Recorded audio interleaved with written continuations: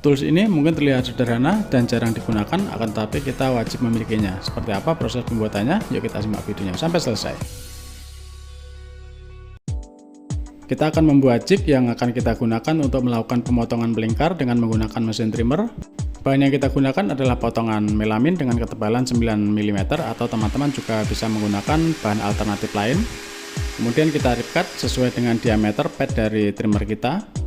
Kemudian salah satu sisinya nanti akan kita potong sesuai dengan bentuk lingkaran dari pad trimmer. Kita gunakan isolasi double tip yang akan kita lanjutkan dengan pemotongan menggunakan mesin trimmer.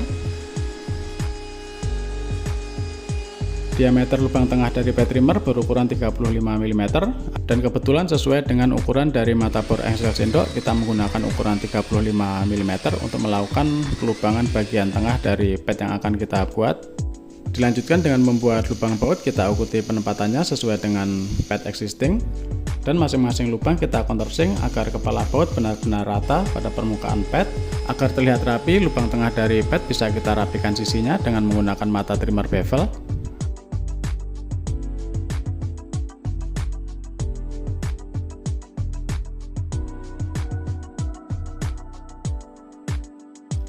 Pada bagian bawah pad kita buat groove yang berfungsi sebagai tempat penyetelan, sehingga kita bisa menyesuaikan pemotongan melingkar dengan menggunakan mesin trimmer.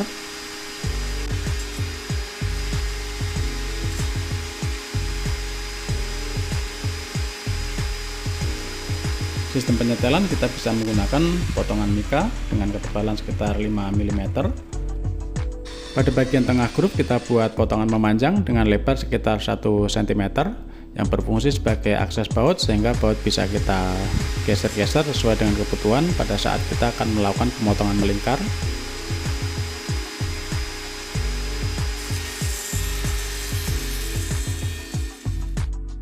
Selanjutnya sisi lain dari pad bisa kita bentuk sesuai dengan keinginan kita, di mana hal ini tidak mempengaruhi dari kinerja dari jig yang akan kita buat, dan ini opsional saja.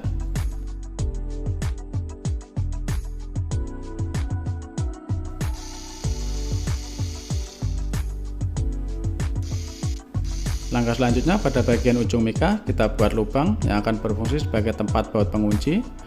Agar memudahkan pengoperasian, kepala baut kita kuatkan dengan menggunakan epoksi, sehingga pada saat kita melakukan pelonggaran atau penguncian kepala knob, baut tidak akan ikut berputar.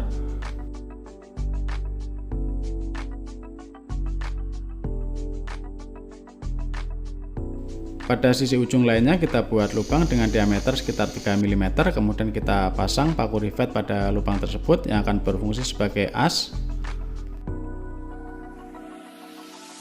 Dan saatnya kita mencoba apakah jig yang kita buat ini bisa berfungsi seperti yang kita harapkan. Kita mulai dari diameter paling kecil terlebih dahulu.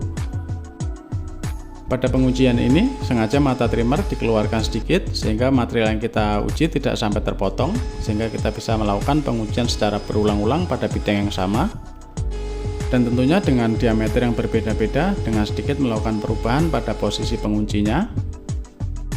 Diameter maksimal dari jig ini adalah 12 cm. Kita tinggal memindahkan pin asnya pada lubang yang di seberangnya, sehingga kita akan mendapatkan radius yang lebih lebar.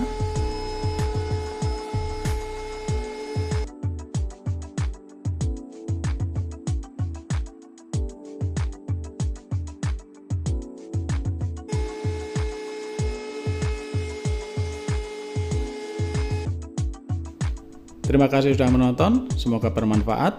Like jika Anda menyukainya, tinggalkan jejak di kolom komentar jika ada pertanyaan, dan sebarkan jika konten ini bermanfaat. Sampai ketemu di project selanjutnya.